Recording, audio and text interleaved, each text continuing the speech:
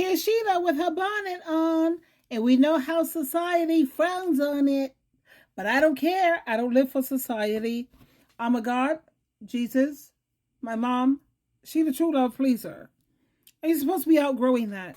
People talking about don't wear your bonnet and all of the above. Look at my bonnet. I can pull it back. I can pull it forward. I can pull it here. I can pull it there. And it's depending on what I'm doing for the day. They say don't do it in the day. Don't go outside wearing the bonnet because that makes you look ghetto and ratchet. And I care about who's saying that, who's making these rules. And I care based on what? I'm sorry. Help me understand. I don't get it. Anyway, I want to talk about when you hear this video and it just puts it to black women or women of color. I don't do it like that. When she's speaking and she says black women, I just say women. So wherever she puts like the saying black women, just put women in general because we're all going through it. At the same time, I understand where she's coming from because ebony women, we tend to go through a lot more than other women of other races, but there's a reason for that. It's not a curse, it's a blessing. God will never put on you a load that he feels you can't carry. We're strong enough to carry it. We look out for our other gender of women of all cultures because we're strong. When you have a black friend, and when I have a vanilla friend, because I learn from her too. We learn from each other. But let me share this with you. Okay, here we go. They don't talk about this out loud, but the world has never made space for the classy black woman because elegance on us doesn't just look good, it shakes systems. We weren't supposed to be this refined, this radiant, this rooted in our worth. Well, that is, not without begging for a seat, or not without shrinking first. You see, class is marketed as a white woman's birthright, but when a black woman shows up in a red lip, slow speech, and a silk blouse. The only reason why I'm pausing this is because that's not the way all white women feel. They don't feel that, oh, we're just the top of the line. You have so many YT women. I just generalize it in terms of women.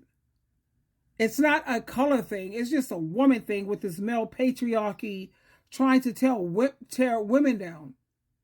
And when it comes to trying to group all Caucasian women into one group, that's just so unfair. That's not fair. I keep thinking about Martin Luther King when he marched and he made a difference in the world. He had a lot of YT people that was backing him too. So let's just don't forget to always see things through the eyes of Christ and use Jesus Christ logic and always have an open mind.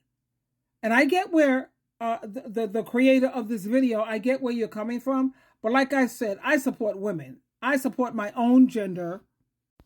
And that's all I care about. I don't know. Does that make me biased? No, it doesn't make me biased. It makes me, I'm woke. Women, period, are trying to be, you hear all of these men who are panderers and they're talking about, well, we better treat our women right. We better yada, yada. A lot of them are panderers. Just think about, what is that, Jackson? Derek Jackson, what? I was ready to almost marry his father because I'm not a cougar. I don't want the young thing. But he says everything. And do I still listen to Derek Jackson? Yes, I do. Jackson? Yes, I do.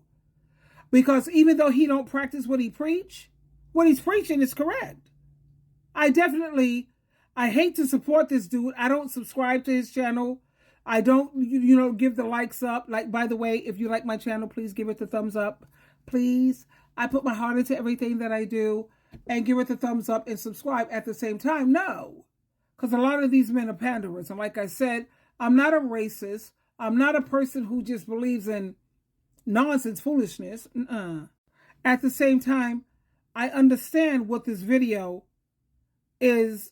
I understand what it's trying to get everyone to understand because it seems like we are being treated really badly. To be honest with you, it is what it is. Other races of women, they have men, they have kings, they have, you got all horrible things going on in every race, but it's like 3% with the other races. And with our race, it's like we don't have no kings. We don't have any men. You have black men who are just dogging the hell out and speaking badly about their own race and their own nation. They rather elevate, uplift, and glorify everybody else but their own. That's ridiculous. And at the same time, that's another video. But I hate to see things being spoken about just black women. No, it's just women. Women in general.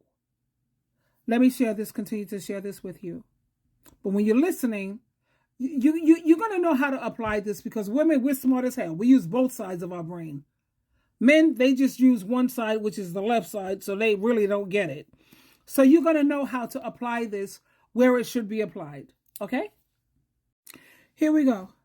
With standards, stillness, and no desire to be liked. People get uncomfortable. They want us loud, accessible, performing. But classy? That's too quiet, too powerful, too in control. They call it fake. But it's not fake, it's fluent. We've always known how to move with grace. They just never imagined that we do it without permission. When we're soft, they say we're weak. When we're selective, they call us cold. When we show up in luxury, they tell us we're trying to be white. No. We're just remembering who we are. Because class on a black woman, it's rhythm, it's ancestral, it's gold hoops and glossy lips. It's discernment. It's the ability to sit in silence and still own the room. They fear us because we don't have to be loud to be seen. We don't have to explain ourselves to be respected. We are not palatable. We are powerful. So when they say, who does she think she is? The answer is simple. Who I was born to be. This isn't about being classy. It's about being free. And that's threatening. Because society profits only when we see ourselves through survival. When we're strong but never soft. Bold but never quiet. Visible but never valued. So when we choose softness, class, elegance, it's not just style. It's rebellion. You're not too much. You're finally becoming uncontainable. And that's exactly why they don't want you to become her. But do it anyway. Bye for now. This next video I want to share with you is the strongest women, they suffer the most. It's not just about a black thing. It's about a woman thing. Because you have a lot of ebony women. And you have a lot of Caucasian women. You have a lot of Asian women. You have a lot of women from every other race who suffer so much. And yet, black women, it seems like we suffer the most because God gave us the strength to do that. And we do, I don't know, build up the other whatever. At the same time, I hate to just, like, it's just women. I'm pro, let's support my own gender, honey. Instead of keep supporting the gender that keeps hurting us, the male patriarchy. Let me share this with you. And the strongest women, they suffer the most. That's just not a black thing. Because there's a lot of women who are strong who are suffering too from other races. Let me share this with you. Okay, here we go. The strongest women suffer the most. And not because we've been cursed, but because we've been chosen. God allowed the weight to fall on our shoulders because he knew that it wouldn't crush us. It would crown us. We cry in private, but we lead publicly. We carry that pain and that purpose, and it's not for our survival, but he gave us an anointing and his assignment. The storm, it didn't think that we would make it out, and it also made us more dangerous to the enemy. So if you're a woman like me, who's still serving, still standing, still pressing, know that your suffering is not in vain. It's sacred to God. And God trusted us enough with his mission to see it all the way through to completion. So ladies, get out there and put your bonnets on. Your crown is your bonnet. And yeah, the strongest women do suffer the most. Ebony women, we do suffer. And the only reason why we're suffering so much more is because we don't have any men backing us. Every other race of women, you don't see them sitting up there, men dogging their own race of women. We're out here fighting by ourselves in terms of ebony women, women of color, if you will. And yeah, our load is a lot heavier. At the same time, women in general, just in general, it's a heavy load to carry. Go put your bonnet on, girlfriend. I love you. So does Jehovah God, Jesus Christ.